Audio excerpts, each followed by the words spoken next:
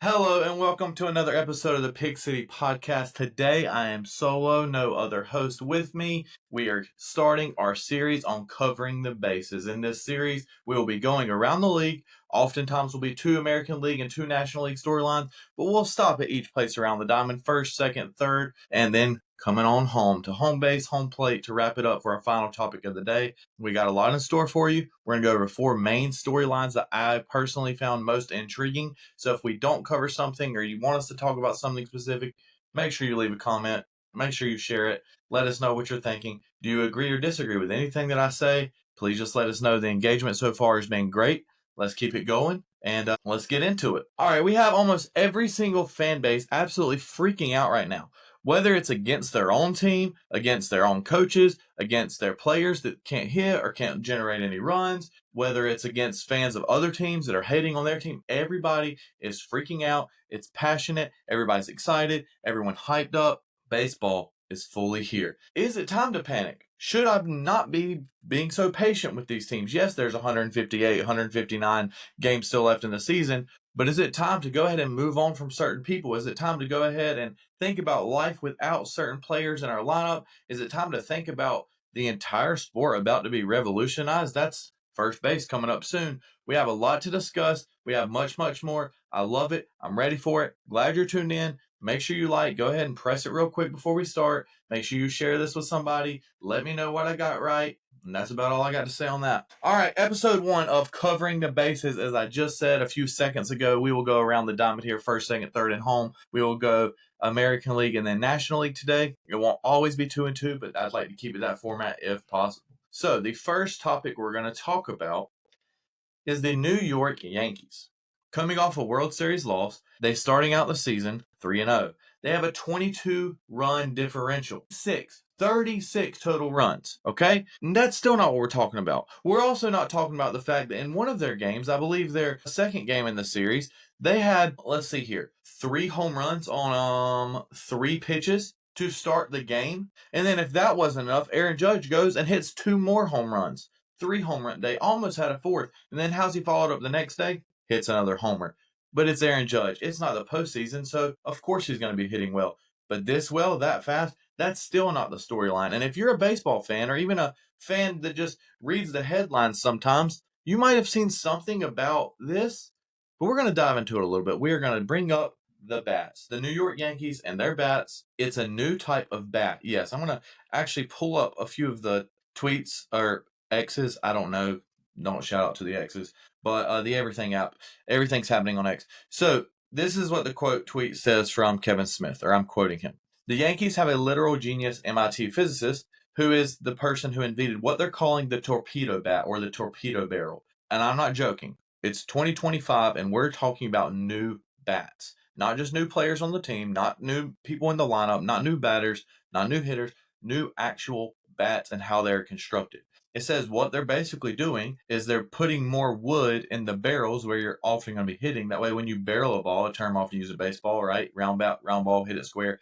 When you barrel it up, if you have more wood there, it's going to generate more force, basically increasing your sweet spot or your barrel and the density can actually accelerate the ball to move even further at a quicker rate. All right, sounds maybe a little skeptical, maybe a little conspiracy related, but when you see how well they're hitting the ball and what they're doing, maybe there's something to it.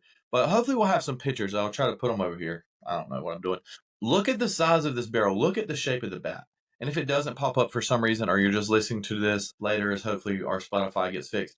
If you're just listening to this, or maybe you got this playing in the background, come look at the picture or look it up when you think about it. This is kind of crazy. The comparison here is between 2 bats, one normal size and one with the torpedo barrel. And basically they found a way to reconstruct the wood, okay, to basically place different amounts. And he's saying the MLB has rules on what the weight drop can be, how much wood is allowed. And his point is a lot of guys in the MLB are not even close to using the amount of wood they can inside of the bat. Again, sounds a little crazy, but whatever is allowed, they're saying you're going up there with basically what he is calling, and this thread it says, a weapon, and you could make it be better. Why would you not try and do that? And of course, it has to take a little buy-in from some of the players, but fractions of inches and all the testing they've done, and we're seeing the results extremely early on. How long will this last? Is this going to change it? I'll get into that in a second, what I think personally. They also say they feel a little lighter and the weight's a little closer to your hands. I want to think it was Alfonso Swearing. He threw like a 38, or he swung a 36, something crazy where, when you have you have basically no drop. I'm not strong enough to do that, okay? But a lot of these players, they have the strength, but just changing the way it feels can really help a lot. And you see the Yankees so far doing that. He said the barrel feels massive when you pick it up, but it's not that much of a difference once you really start using it. Going through a couple more highlights of this tweet thread against Kevin Smith, KJS_4 on Twitter. Says looking at it in the box, it looks hilarious because the other teams are seeing it. They're like, what is this thing? I mean, it's called a torpedo bat for a reason. Yeah. So they love it, and it feels really weird, but they're really starting to see it. And of course, it's not going to completely change it. And that's a point I kind of want to talk about. He does claim that he thinks within the next 10 years, basically everyone's going to be using it, but it's the wood density changing the game. Now, this combines physics and science and sports and everything that I love about it. And so what is my takeaway? What do I think about the Yankees is the fast start and facing the Brewers, who people had questions about their pitching rotation from the beginning. They faced their old teammate who said they were the best team last year. Lots of thoughts, right? Lots of things going on.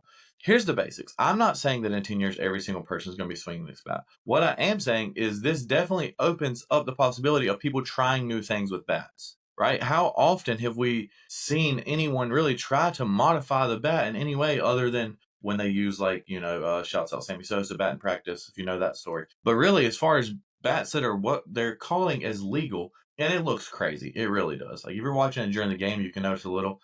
Look at the pictures. You're like, what is this thing? So what are the takeaways? What are we actually looking into? Here's what I'm going to say. Teams are going to be trying new things this year, this season. Now, are there going to be some players? What he says at the end of the tweet, sorry, I jumped back a little bit. It's not going to just suddenly make you become a great hitter, right? It's just going to make good hitters even better. It's going to make elite hitters even more elite. And those guys middle of the line where maybe you just need to generate a little more force, it is going to help with that because of the wood density. Again, I just keep saying the phrase wood density like I completely understand. It's actually pretty simple. Read up on it. It's a little more complicated than what I'm saying here. But basically, that's the simple part of it is it's going to just increase your chance of doing better. Now, I wish I'd do this on MLB The Show, but that's another story for another day. So back to what I think. I think that there will be teams, there will be players, okay? Again, superstitions, tradition, scared to try new things, right? But there will be teams and players when they get into a slump this year, they start struggling. Hey, check out what he's been making over here. Try this bat out. They hit one out. Guess what they're going to be using the rest of the time until they slump again? They're going to be using the wood density torpedo bat. Okay? I can't explain to you how much I love it. Now, for all of you that hate it, two things. Number one, believe in evolving, believe in changing. Number two, you hate it because it's the Yankees. Let's be honest. And you probably hate it because you watch your team. There's only a few fan bases that can't relate to this. You watch your team all opening weekend struggle to score runs, struggle to put the barrel on the ball. And you're mad because this team's scoring 36 runs. That's crazy, right? And I do think there's a little bit of an aberration as far as I don't think that means the Yankees are going to score just tons of runs all year. I don't think that's going to be the case. Okay. They're not going to average 12 runs a game, basically. But I do think whenever somebody gets into a slump, they're going to use it. Speaking of slumps, as we're moving on here, we're going to move on over to second base. Okay. When you got somebody throwing 102 dotting corners, you're going to use your regular bat, torpedo bat. All right, sorry, already rounded the base. I'm going on a second. Second base, we're going to stay in the division. We're going to go over to the Red Sox, who are 1-3. Their losses 4-1, 4-3, and 3-2 to the Rangers. Not very promising, but the storyline is not just with the team and not just the team's offense, as the pitching has been good so far as we thought it would be. But the storyline is not just the offense as a whole, but Rafael Devers. And if you've kept up with the offseason at all, you'll know a couple of things. You know he didn't play at all during the spring. You know, some people think his shoulder injury is a little bit bigger of a deal than others do. You'll see that he has played third base his entire career. He's basically told from the time that Bregman signs, hey, you need to consider maybe we're going to DH you some or a lot or always. Bregman, you're going to move on over to second base. Okay. Ironically, again, this is about second base of our topics, and it's second base is what we're discussing. Bregman's a better defender than Devers. They want to keep him there. They believe in the young kid, Christian Campbell. Roll humps. Love him. Think he's going to be very good. But long story short, they make their lineup better by putting Devers at DH. Well, they thought they would be making their lineup better. But here's Devers' stat line so far throughout the first few games here. 0 for 12 in his first 12 at bats with 10 strikeouts. And I wish I could tell you that the next game went better for him. I wish I could. It's not just he's not hitting the ball. He does have a walk. Okay, so he's got on base. I think he has like a 111 on base percentage, a 0 batting average. He's not getting hits. I don't care what kind of bat he's using. He's not coming close to barreling the ball. He's swinging at awful pitches. He's taking good pitches. He looks completely out of sorts. So what is it? How big of a deal really is this? Only being a DH not good enough. We talked about one of our early preseason shows. Shouts out Teddy. We talked about, if Trout moved to DH or if other players moved to DH, how does that mentally affect you? Of you're not in the game. Yes, you can stay locked in, but when Devers is in the field, he's not thinking about hitting. He's thinking about just playing the field, being out there. Now he's DH. He's thinking about hitting the whole time. So is it because he's thinking about it too much? Do they need to give him something to do in the dugout? Get him a Nintendo Switch? Get him something to be playing while he's... Look, I know it sounds crazy, but this is insane. This is one of the best batters, just bat to ball. You'll hear that as a baseball term. He puts the bat on the ball almost as efficient as anyone, especially with Pop and with Boston. They got to have him. Batting in the top of the lineup, you can't have a guy doing this bad. And if you're saying it's the beginning of the year, it's early, well, I'm not saying I disagree. I'll tell you how I feel at the end. But this is historically bad. I believe it's the worst start to have 0 hits and that amount of strikeouts ever. And this sport's been going on a long time, especially from a guy at this caliber. So do they let him play the field some? Do they see, hey, let's go do this? Well, then what happens if he hits? What are you going to do? Go back on everything? They're in a bad spot. Are they? Do the Red Sox? I'm not joking. I know everybody's reaction is way all over the place. The personal friends I have that are Red Sox fans have not said this, but I've seen it all over the internet, that maybe they need to start fielding calls for Devers. Maybe not calling anyone, just if somebody does call, at least listen to, all right, let's hear what they can do. If Devers wants to play the field, maybe you can move on. Maybe his shoulder's worse than we thought. That's the bigger concern to me. And how much of this narrative would we not even be having if the Red Sox struck out on Bregman? Sorry to bring up strikeout again. But if they didn't get Bregman and Devers was just a third baseman, let's say all factors were completely different, but the results were still the same. And Devers is still over 12, 10 strikeouts, not able to touch the ball, swinging at bad pitches. I don't think that we have as strong a reaction to this as a whole. It'd still be bad. It'd still be really bad. But would we be sitting here saying, oh, yeah, there's no way that he can handle this? Do the Red Sox need to do something? I think this is where you get into Alex Cora. You got Peter Fatz, hitting coach, right? Their assistant coach, Dylan Lawson. I had to make sure I said the last name right. Do they need to say something to Devers? People slump in the middle of the year. People slump when they haven't hit a while. It's why spring training kind of exists, right? It trains you to get that. Well, guess what? Devers didn't play it all in the spring. So these are his first real at-bats against opposing pitchers. I know there's a little bit of team scrimmage stuff, blah, blah, blah. But what actually needs to happen? What's going to go on? My take, my opinion, he's going to be fine. He just needs one, right? I'm not saying he's like a streaky shooter, just needs to see one drop. He just needs one barrel. This is a hitter we're talking about. He had a 3.7 WAR last year, and that wasn't even close to his best year. I think he's had 2 or 3 better years by a long shot. Upper 4s, mid 4s. And if simple version, that means he's very good at hitting the baseball. Because he's not a great defender. The reason they wanted to move him, make their lineup longer, increase their plays. You saw Bregman make a couple plays already at third that Devers is probably not making. But Devers is not a bad baseball player. He's really not. But it does raise the question, if it did affect his focus, okay, if it does change the way you feel, that imagine you've done something your entire life since however old he was playing, 5, 6, who knows? Or at least until he gets upper elementary, middle school. And he's the guy on his team, I'm sure, almost at every level, all throughout every league. They say, oh, he's got some pop, right? This guy's different. And then you're told, hey, you're not good enough to play the field anymore. We just want you just to hit. Now, we can sit here and say, and Red Sox fans have said, suck it up, cry me a river, get over it, quit whining. You're getting paid millions and millions of dollars, and now they're telling you have to do less. There is a mental toll that we can't comprehend of you only are focusing on one specific thing. You're not worried about fielding, throwing, anything else. You're just simply watching. Now, is that the whole reason he's struggling in the box? I don't think so. I think it's all the factors together, but I'm sincerely saying I'm not that concerned at all. I'm addressing it because it's historically a terrible start. Red Sox fans are freaking out. Yankees fans are laughing. They're scoring 36 runs. Meanwhile, the Red Sox best player can't even touch a ball, right? It's the first weekend of the season. There's 158, 159 games left for almost every single team, at least. And that's not including, obviously, if you're in the postseason, which the Red Sox want to make it through. My only real concern with this is if the shoulder really is a big problem. And if it is, I don't know what he's going to do really to get better because, I'm assuming he's still throwing and staying loose, but I don't know. Maybe they want to sprinkle him in a couple games. I think they leave him in there. I did see a lot of people saying move him in the lineup. Listen, you're not moving Rafael Devers in the lineup. Now, here's the question you maybe want to know, or at least I want to know of myself. How soon before we actually start to change our mind? Those of us, meaning those who still believe that Devers is fine, he's good, is all right. I truthfully think, honestly, by the time you're listening to this, he's probably already hit a home run. He's probably already had 2 doubles. And we're like, man, remember that bad start he had? I think by the end of this next 2 weeks, we're going to look back and say, okay, he's starting to get it together. If it gets the end of April and we're sitting here and Devers is batting 190, 197, 2 home runs, there might be a decision on what are the Red Sox long-term goals with him. Because he's a guy that, again, think of how silly this conversation is, but we see him get traded somewhere, we instantly think the other team that's getting him made a better deal than the Red Sox did, no matter how bad he's doing. Think about that. And that's kind of how I always try to view things is if worst case he does poor, right? He's batting 184 in a month. And the Red Sox, for whatever reason, say, hey, we're moving on. Think in your mind, whatever team is getting Devers, you're going to sit there and say, wow, they really got a great deal here. They're getting a guy that they didn't believe in, all the story. You instantly will believe in that other team. So just apply that same logic right now. Be patient. And also, the rest of the lineup's got to step it up. Let's be honest. We're probably not having this full conversation. Again, I've talked about this with a couple fans, or a couple just people in baseball in general, but specifically Red Sox fans. Hey, if the rest of the lineup's producing and Devers is just a weak spot, sure, let's be upset. Yes, he has to be the leader of batting, right? Him and Duran at the top, they got to be hit. Listen, if the rest of the team's scoring, if the Red Sox are scoring 10 runs and Devers, okay, that's fine. But it's just all the storylines all offseason about this. And again, I didn't mention this, but Devers was very reluctant at first. He was sitting there saying, yeah, I'm not going to do that. I'm going to play third. Yeah, you are. But I didn't know that he was going to say, I'm not doing that, meaning I'm just not going to hit. It would be hilarious if they did, for whatever reason, a rest day or something, put him in the field and he gets a hit his first at bat. Then what do you do?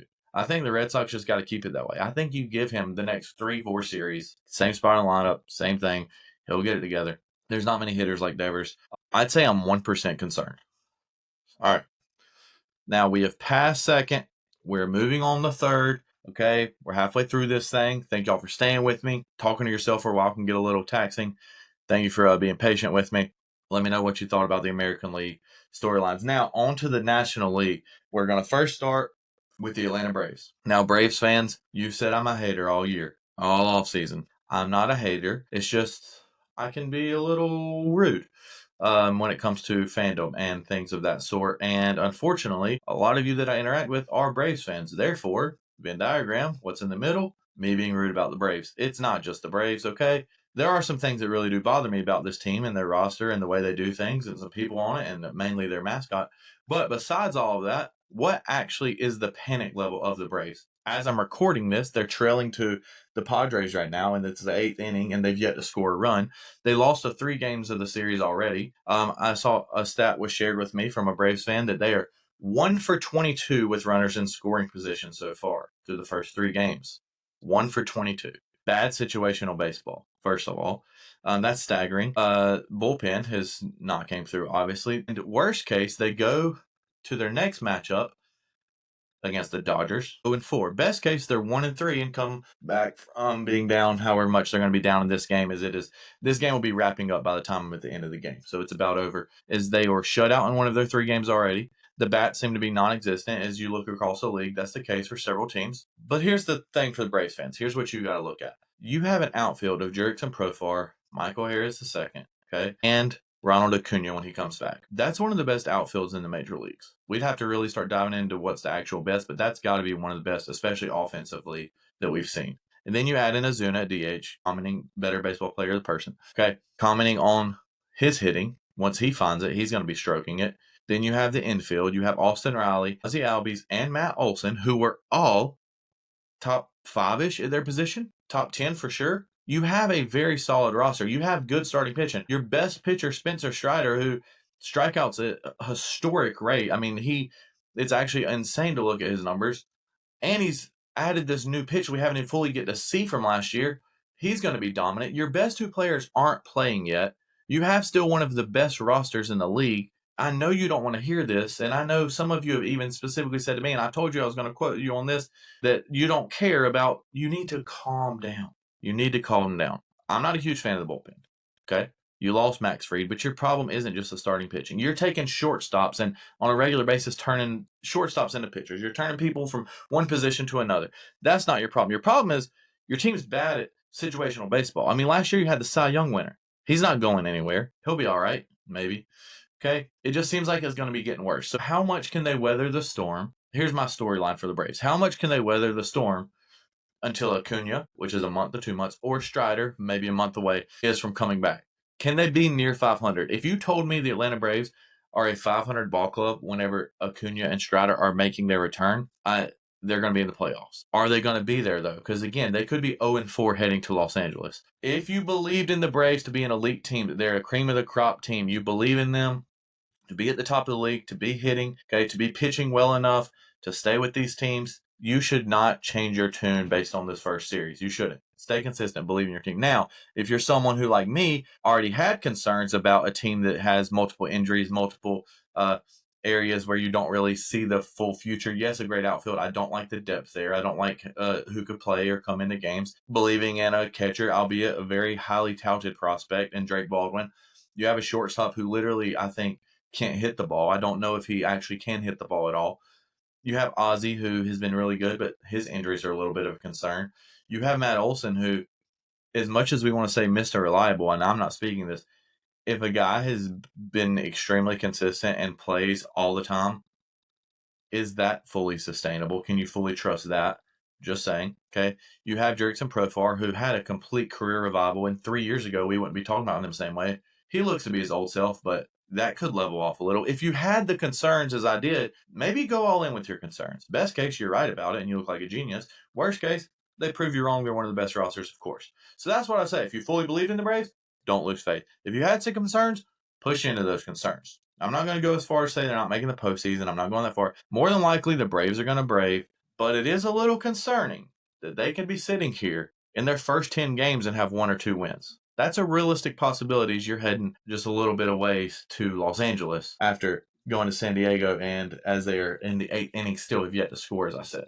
The Braves are in a bad spot. You could say a horrible spot, but they're still the Braves, still have a great roster. And speaking of heading to Los Angeles to play the Dodgers, that brings us to home plate. And today, to end off our first episode of Covering the Bases, again, thank you for staying with me. We're going to be talking about the Los Angeles Dodgers. The Dodgers record after they started the first Tokyo series, so they got a little early start against the Cubs going 2-0, and then against the Tigers team that has a lot of belief, facing Scooball the first day. They come through in the end. They win every single game. They are 5-0. They're undefeated. There was a questionable overturn at home. I was on the phone with co-host Teddy watching that game as we were playing, and blah, blah, blah. They couldn't really tell what happened, and then it overturned. That one's a little questionable. It goes to extra innings. And anyways, Mookie Betts, who has not been able to keep food down, they couldn't keep the ball down to him as he knocked it out of the park, walks the game off, wins the game for the Dodgers. They just win every single game. They've won every single game. Here's my storyline for the Dodgers. I'll go ahead and jump into it, okay, instead of building up something. Everybody's viewing them as the enemy, the boogeyman, the big bad wolf, right? The team that nobody wants to win, the rich guys, the defending champs. They're coming off the World Series, right? We need to view this team a little differently. I'm going to be honest with you. We have to. You may hate them. And if you are a fan of one of the elite teams that you think has a legit chance of winning or making the World Series in the National League or winning it in the American League, you see the Dodgers your biggest threat. I get it. I understand that you're upset. Everyone else, here's what we need to start doing. Okay? Let's make it very clear. We got to respect it as greatness. Hang on. Stay with me. So let's talk. The CBA, all the other owners, managers of these teams, not managers, owners of these teams were a part of the voting process. The Dodgers didn't just come up with this plan of, hey, let's put this into place. That way we can start deferring money, doing this, doing that. Okay, there's a lot of things that aren't good for the players with some of these deals, but they don't care because they want to be on this team, right? Yes, it looks crazy with Shohei getting $2 million. But I'm not getting to all the specifics on this, but the teams did vote. So unless you have proof that your team was against it and opposed the current plans that are in place, okay, it really reminds me back to, and I'm going to get to this in a second, the Golden State Warriors when Kevin Durant signs with them after winning 73 games, lost in the finals, shouts out. But we shouldn't have been as mad at the Warriors as maybe you were at Kevin Durant. He joined the team. So why am I bringing that up? Because the NBA and the money and the TV deal, it allowed for that to happen. The current infrastructure of the MLB made by the owners allowed this to happen. So is there going to be a lockout in a few years where they're going to reset everything? Maybe. It probably is going to make the MLB worse, is my take. But yes, there are some problems with the way it is. And we're used to salary caps and other sports. But we got to start viewing this team as elite. Not to mention, let's be honest, How'd the Dodgers get Freddie Freeman? Oh, because the Braves wanted to keep a guy who was far more concerned about if he could wear his sunglasses in front of a logo instead of a true clubhouse guy, family man, Freddie Freeman. They said, oh, we'll just do a little flipsies, get Matt Olson in here. No disrespect to Matt Olson, he's been great. But you weren't loyal to Freddie. You know it. Here's a fun fact for you. Let me look this up. Yep, just found out. If the Braves kept Freddie Freeman and paid him, he wouldn't be on the Dodgers. Oh, let's go to their maybe second or third best player, Mookie Betts. How'd he end up there? Oh, the Red Sox said, yeah, we think we can move on better without you. How have they done without Mookie since then? We just talked about the Red Sox a little bit ago. Is it going well for them? Their best player, over 10 with 12 or over 12 with 10 strikeouts. Dodgers Mookie Betts comes back after being extremely sick, hitting walk-off home runs. Oh, and he just suddenly changed to play shortstop. Don't you wish you had a healthy shortstop, Boston? Trevor Storer probably played 27 games. Look, I know this sounds aggressive, but I'm just saying, we're so mad at the Dodgers and the Red Sox, Braves, other teams' owners. Look at several of the players from the Padres that this offseason flipped over. Oh, well, they paid him more. Did they pay him way more than the Padres would have? Or was it close? The Dodgers went a little extra and they wanted to play for the Dodgers. Hey, I'm just saying, put yourself in that situation. Oh, I wouldn't do that. I'd stick it out with my team. Okay, good luck. This is one of the best rosters. I'll say that this is the best single roster I've seen in my lifetime. And that's not really a hot take, right? I'm not super older. I didn't watch the Yankees in the 50s and 60s whenever they had 10 of the best players. I'm talking about in the new era of baseball. This roster is absolutely stacked. And I'm going to watch this team all season, just seeing their dominance. I'm not going to cheer for them to beat the teams that I want to win or against players that I want, but it's going to be entertaining to watch them. Now, if you're one of the teams that comes postseason, yeah, you're going to get mad at the Dodgers. You're going to hear those things. But everybody else, let's enjoy this. Why are we so prone in 2025 to be haters of literally every single thing? If you want to hate, that's fine. But also, again, the owners did this. The Red Sox are part of this. The Braves are part of this. The Padres. We could go down the full roster. Go to Fangraphs. Go to the Dodgers page. See how they acquired all these guys. They didn't just pay them all as free agents. They made great trades from developing a young farm system. They made trades by having players that they grew and made into something. They have some players that they've even made and grown. Hey, let's see, Max Muncy, kind of not really that great. We'll go play third base first and just hit the ball in the river over and over. This Dodgers team, this infrastructure they have, we should respect it. And realistically, it's not like they win the World Series every single year. They won it last year, and they're way better this year, yes. Dodgers fan was messaging with me earlier, and he just simply said, it's going to be so exciting to watch a full season of actually having starting pitching. They won the World Series last year, and they never had a really consistent pitching rotation. Think about that. And now this year, they're going to have one of the best. Shohei Ohtani doesn't even need to pitch. We can have that conversation another day. I know Teddy is much of the belief he should not, and I'm not against that either. Why risk it? But when you're literally able to say we don't need a top, he's probably a top 20 arm if he's not doing great as a pitcher. We have him coming back. We don't need to use him. He can just throw a little bit, just keep hitting. I mean, he can steal 50 bases and hit 50 home runs. What are we talking about?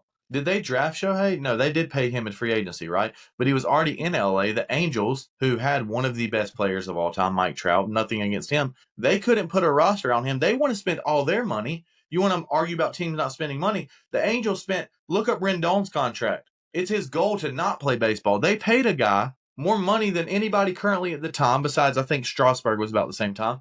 Okay, neither one of those guys panned out. So yes, teams are going to be scared to pay money, but look what the Angels did. They paid for a guy to be one of their big three hitters. He doesn't even want to play baseball. And also, let's not forget, Ohtani has gotten much better at baseball. This is not the same Ohtani that if he was playing like this from the beginning of his career, nobody would have ever expected him to be this good. If he was playing like this, we would feel differently about him. You have all the storylines last year, and I'm not getting all that with Ipe and all the other things. But do you hear people going around saying they hate Shohei? No. Do you hear anyone going around saying they hate Mookie Betts? No. He's bowling threes, dunking on people, probably great at every sport. Do you hear anyone saying they hate Freddie Freeman, who, again, wanted to be in Atlanta, wanted to stay in Atlanta, never wanted to move, wanted his family to be in Atlanta? And the Braves chose to get rid of him, not the Dodgers. The Dodgers made the trade. The Dodgers decided, hey, we're gonna get Freddie. We're gonna do this little swapsies. We don't really have anybody long term here. And again, maybe that was a good move for the Braves because they're gonna have Matt Olson longer than Freddie's career most likely. But as a Braves fan, what were you thinking last year in the World Series when Freddie Freeman was hitting a home run every other at bat? Were you mad at the Dodgers? Nobody's taking any accountability from any fan base, from any organization, except for, now, if you cheer for a team that doesn't spend much money and you feel like it's not fair, that's a different story. Okay. If you're a Phillies fan and you're mad that you have a great roster and basically the only team you see is better than you is the Dodgers, I understand your frustration. But to all the other fan bases, what are we doing? They wouldn't even have Mookie Betts, Freddie Freeman without these other teams. All right, I'm going to keep repeating myself. Here's what I'm saying. For the regular season, let's enjoy it. Let's embrace it. Let's cheer for the greatness. And if you hate them, cheer against them because they're great. That's what you're doing. You may not have realized that yet. But if you're cheering for them because you don't think they're that good, you're not a very smart person. Sorry, supposed to be positive. Let me wrap it up here. Thank you. As we close our final points on home plate, just because they're all these things I said, and they're the World Series favorite, I'm sure, it doesn't mean they're going to win in the postseason. We are so reactionary. I'm not going to make this an Eagles pod, but nobody thought the Eagles were just going to run through the playoffs. They scored more points than anyone ever in the postseason. Nobody's even talking about. What's my point? Sometimes the better team just dominates. That's true. Other times in baseball specifically, a team gets hot near the postseason. They go on a run and win the whole thing. The Dodgers were swept 2 years ago in the playoffs. Yes, they're better. It's a different roster somewhat. The Dodgers have to beat elite teams in the playoffs, except for maybe an NL Central team. They're not elite. They're going to be facing Phillies, Mets, Braves, right? They're going to be playing these other teams that, they're not going to be slouches. And if you think it's impossible for the Dodgers to lose a series in the playoffs, here's what I'll say, and this will be my closing remark. If you genuinely think they cannot lose a 5-game series, think about the pitching of some of the other teams. Willard, Nola, Luzardo, Sanchez, right? That matches up. All you got to do is be hot. The Diamondbacks, they've played them well. We've seen the Padres beat the Dodgers. Okay? But if you think there's no way they lose in a 5-game series, there's no chance they lose in a 7-game series, you're feeling 99 or 100% sure, then take a large amount of money responsibly, put it on them to win the World Series, and then you'll be cheering for them with me, watching greatness, wanting to do it. Either profit from them or don't complain. Again, unless you're one of the few exceptions. All right. Thank you. Last point went a little long. These will be under 40, 10 minutes at most for each, but I really appreciate it. Love you guys. Have a wonderful day. I can't have anybody else take me out. Hope you enjoyed it. Covering the Bases, episode 1. That's a wrap.